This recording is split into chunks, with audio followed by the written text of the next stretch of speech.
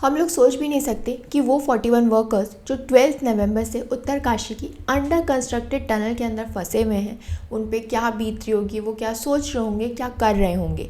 ये जो टनल है it is located on the Yamunotri national highway near Silkyara और इसे कंस्ट्रक्ट किया जा रहा था under the Chardham highway project. तो इस टनल का जो कंस्ट्रक्शन है उसका टेंडर दिया गया था to Hyderabad headquarter Navayuga engineering company by the national highways and infrastructure development corporation limited, जो कि एक फुल्ली ओन्ड कंपनी है of the ministry of road transport and highways. अगर हम कंस्ट्रक्शन वर्कर्स की लोकेशन की बात करें कि वो कहाँ पे एग्जैक्टली फंसे हुए हैं, तो they are trapped 260 meters inside the Silkyara Barkot under construction tunnel. और इस समय जो इवैक्यूएशन एफर्ट्स चल रहे हैं उससे ये क्लियरली पता चलता है कि इस टनल के अंदर कोई भी सिक्योरिटी अरेंजमेंट नहीं था।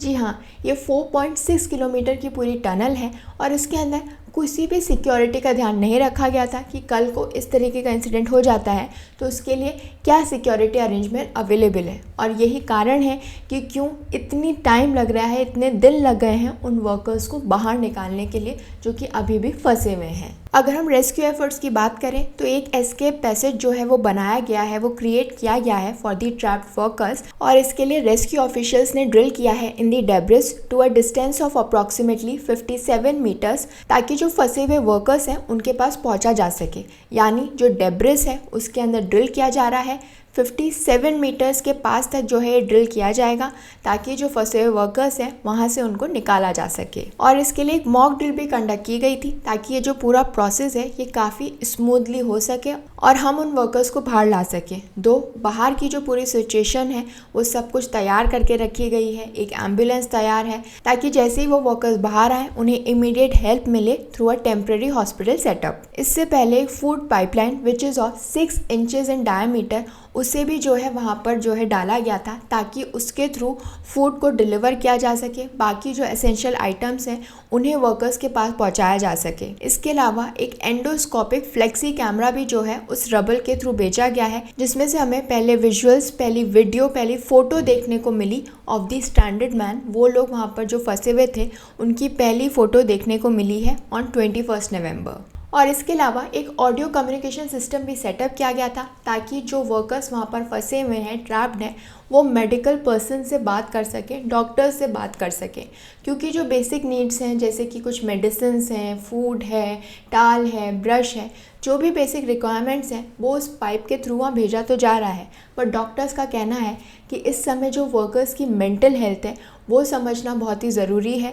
क्योंकि बाहर आके शायद वो फिज़िकली ठीक हों, वो इस समय ठीक हैं, लेकिन उनकी मेंटल हेल्थ पे इतने दिनों से वहाँ पर वो फंसे हुए हैं उस पर क्या असर पड़ रहा है, नो वन नोज़। तो इसीलिए ये ऑडियो कम्युनिकेशन पूरा सेटअप किया गया था ताकि जो ट्रैप्ड वर्कर्स हैं वो डॉक्टर्स से बात कर सकें। सो ये तो था पूरा इवैक्यूएशन प्लान जो कि गवर्नमेंट ने प्लान किया था।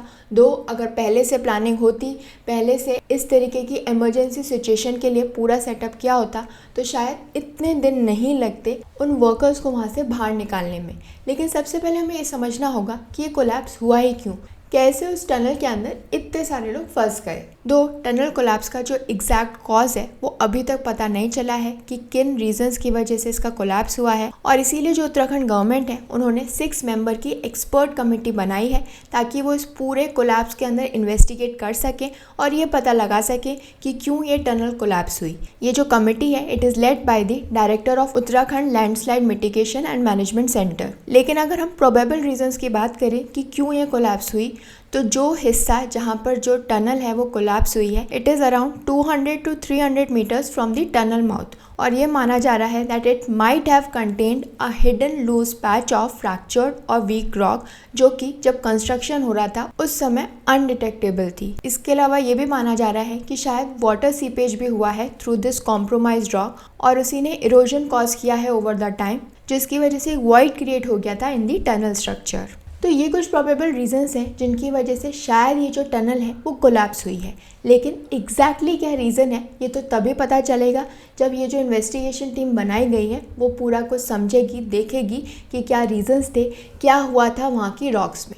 बट आई वॉज वंडरिंग कि ये जो टनल है ये एक्चुअली में बनाई कैसे जाती है, क्या क्या चीज़ों का ध्यान रखना पड़ता है टनल बनाते समय, क्या क्या चीज़ें असेस करनी पड़ती हैं, क्या क्या देखना पड़ता है बिफोर मेकिंग एनी टनल। तो टनल एक्सकेवेशन की दो टेक्निक्स होती हैं। पहला तो होता है ड्रिल एंड ब्लास्ट मेथड और दूसरा होता है टनल बोरिंग मशीन्स। अगर हम ड्रिल एंड ब्लास्ट मेथड की बात करें तो इसमें क्या होता है, ड्रिल किए जाते हैं होल्स इनटू द रॉक और उसके बाद एक्सप्लोजिव्स को डिटोनेट किया जाता है ताकि जो रॉक्स हैं उन्हें तोड़ा जा सके, ब्रेक किया जा सके।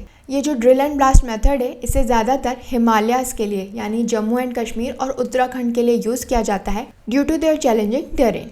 अब जो दूसरा मेथड है वो है टनल बोरिंग मशीन।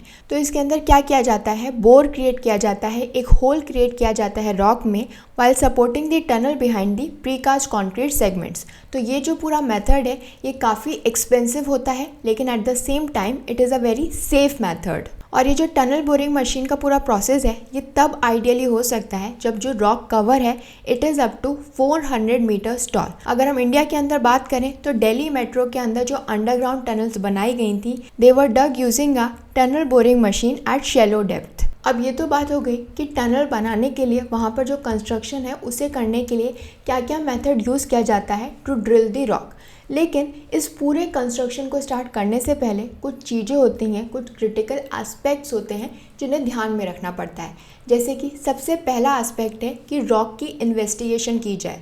तो जो रॉक की स्ट्रेंथ है, उसकी कॉम्पोजिशन है, उसका थॉरो एग्जामिनेशन होना चाहिए through seismic waves and petrographic analysis, ताकि उस रॉक की जो लोड बियरिंग कैपेसिटी और स्टेबिलिटी है उसे असेस किया जा सके। सेकेंड चीज़ जो ज़रूरी है वो है मॉनिटरिंग एंड सपोर्ट।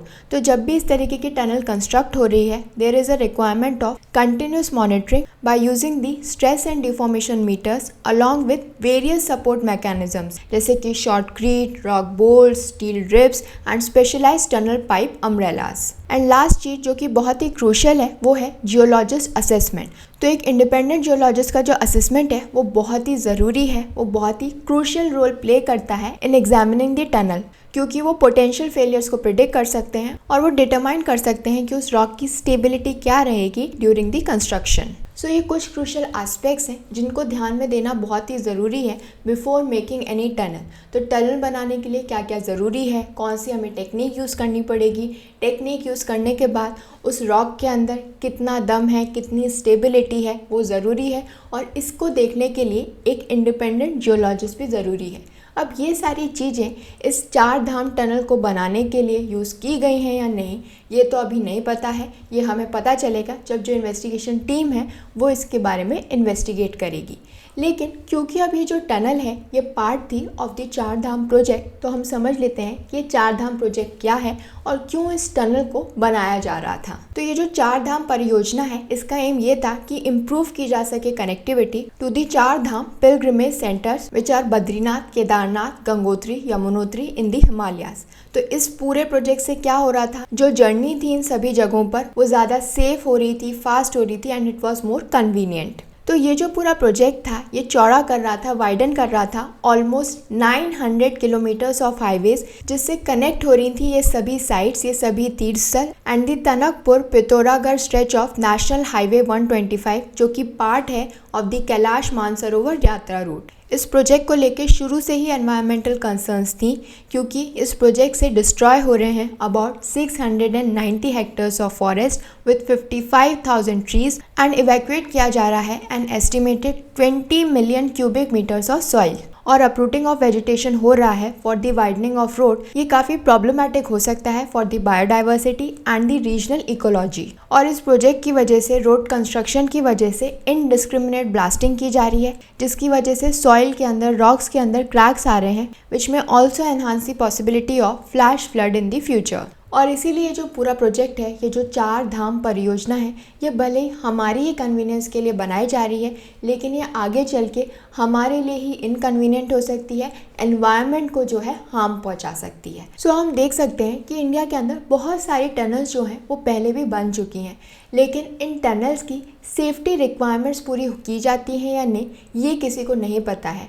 जो भी प्री रिक्विजिट्स रिक्वायर्ड है, जो भी क्रूशियल इन्वेस्टिगेशन रिक्वायर्ड है वो की जाती है या नहीं ये नहीं पता है। और जब ऐसे इंसिडेंट्स होते हैं तो यही सिक्योरिटी लैप्सेस जो हैं वो सामने आते हैं। अब आगे हम क्या कर सकते हैं कि ऐसी सिचुएशन वापस ना हो, इस तरीके से वर्कर्स जो हैं वापस ना फंसे या फिर कोई टनल जो है वो कोलैप्स ना हो। तो इसके लिए हमें कुछ चीज़ें करनी होंगी, कुछ स्टेप्स लेने होंगे टू प्रिवेंट सच इंसिडेंट्स। जैसे कि रेगुलर मेंटेनेंस होना चाहिए, एक स्ट्रिंजेंट मेंटेनेंस शेड्यूल जो है वो बनाना चाहिए, उसे इम्प्लीमेंट करना होगा, जो कि इंक्लूड करेगा inspections for structural integrity, drainage systems and ventilation, ताकि जो भी इश्यूज हैं वो जल्दी से आइडेंटिफाई और रेक्टिफाई किए जा सकें। हमें ज़रूरत है कि हम सेंसर्स और मॉनिटरी टेक्नोलॉजी को यूज़ करें, जो कि कंटिन्यूसली असेस करेगी दी स्ट्रक्चर हेल्थ और पहले से ही डिटेक्ट कर पाएगी एनी पोटेंशियल वीकनेस। इसके अलावा हमें ज़रूरत है कि हम एक थर्ड पार्टी रिस्क असेसमेंट जो है वो कंडक्ट कराएं periodically, which will consider the geological, environmental and usages factors. और इसके लिए हमें डेवलप करने पड़ेंगे contingency plans and emergency protocols in case of